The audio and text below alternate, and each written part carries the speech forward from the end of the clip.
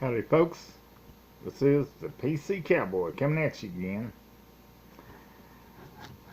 Now a lot of y'all know that I like to talk about things that I enjoy.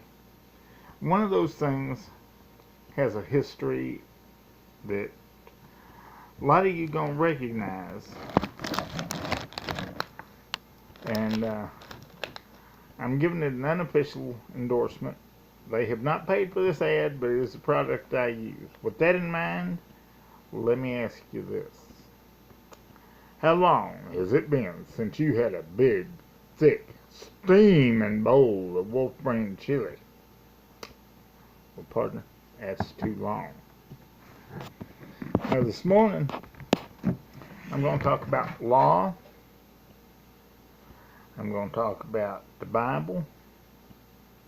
And I'm going to talk about the Constitution of the United States of America. Now, a lot of y'all know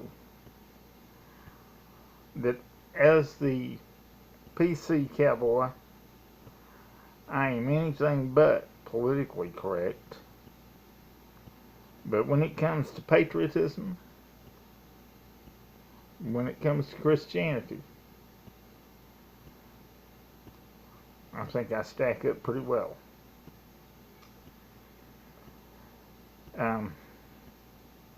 First thing I want to talk about is the Ten Commandments. Y'all all know about the Ten Commandments. Maybe some of you can even quote them. For those that can't, let me give you a short list. 1. You shall have no other God before me. 2. You shall not make false idols. 3. You shall not take the name of the Lord your God in vain. 4. Remember the Sabbath day to keep it holy. 5. Honor your father and mother. 6. You shall not murder. 7. You shall not commit adultery. 8. You shall not steal. 9.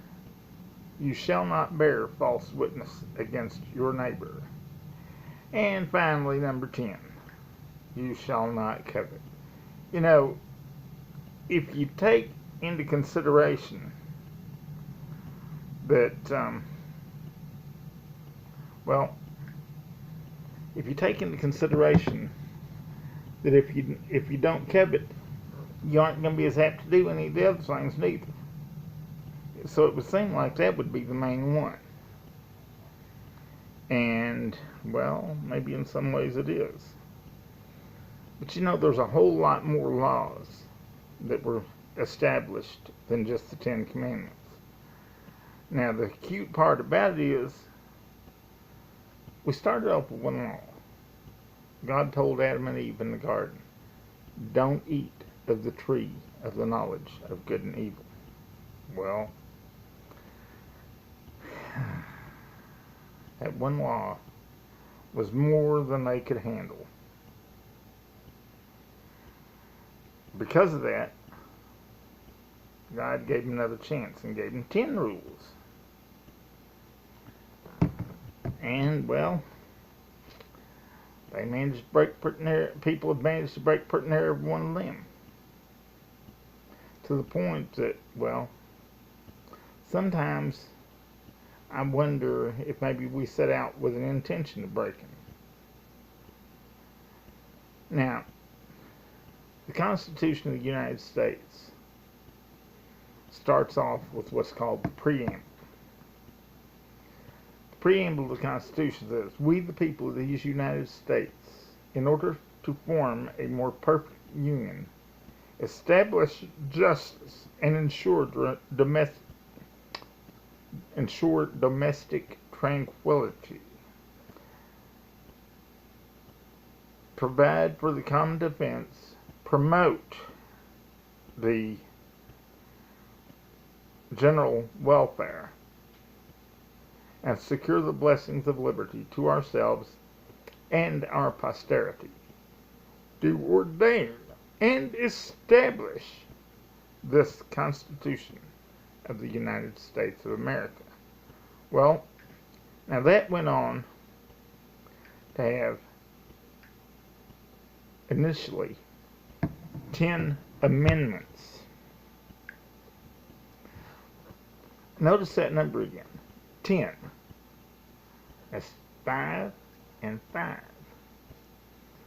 Now, a lot of people know that there are 10 amendments, also known as the Bill of Rights. The first one guarantees freedom of the press, freedom of religion, freedom of speech. The second one guarantees the right of the citizens to keep and bear arms. Now, a lot of people say that that doesn't mean automatic, that doesn't mean military-style weapons. Bull hockey. You see, when that amendment was written, hunters used a gun called a Brown Bess musket. Well, you know what? The military used that same gun. The only reason for the Second Amendment is to protect all the others. Now, I'm going to point out something to you.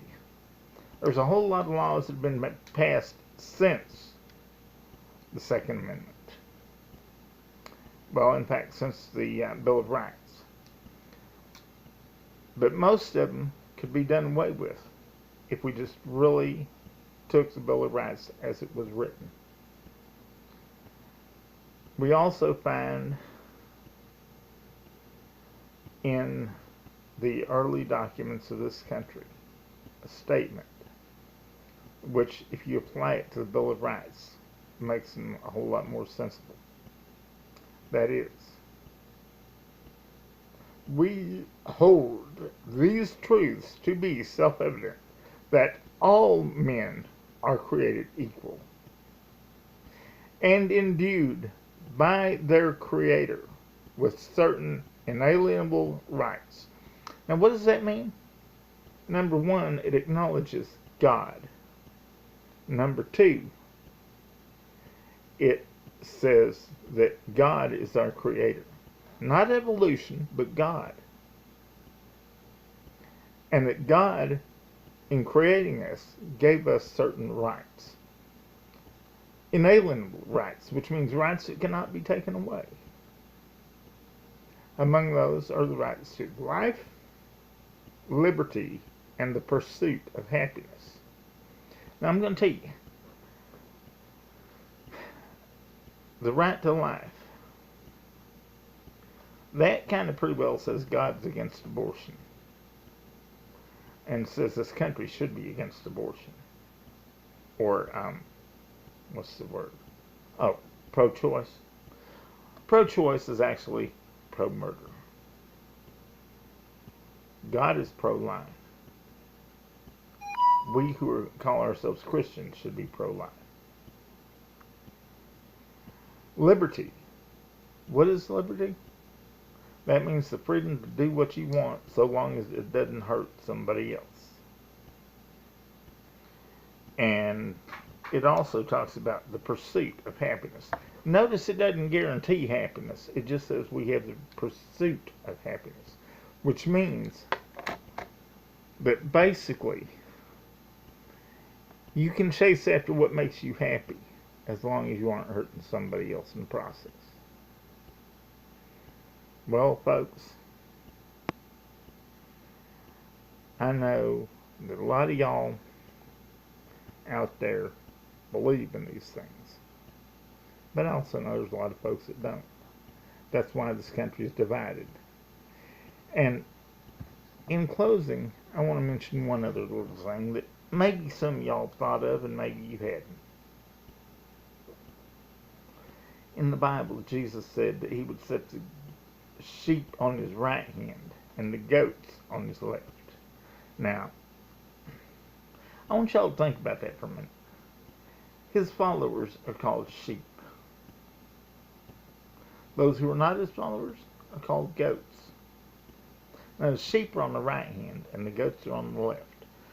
Politically speaking, conservatives are called the right and liberals are called the left. So, I don't think it's without some real insight that we look at conservatives as being on the right, because their values line up more with the values of the Bible. And the liberals, well, I forget what year it was, but in the recent past, at the Democratic National Convention, the Democrats chose to remove God from their platform. I don't know about y'all, but any political party that wants to remove God from their platform, well, let's just say that the first party in history that did that was the Communist Party. And the Democrats are becoming a lot more communist socialist. I think it's about time that we wake up. If you're a patriot, you shouldn't even consider voting for a Democrat.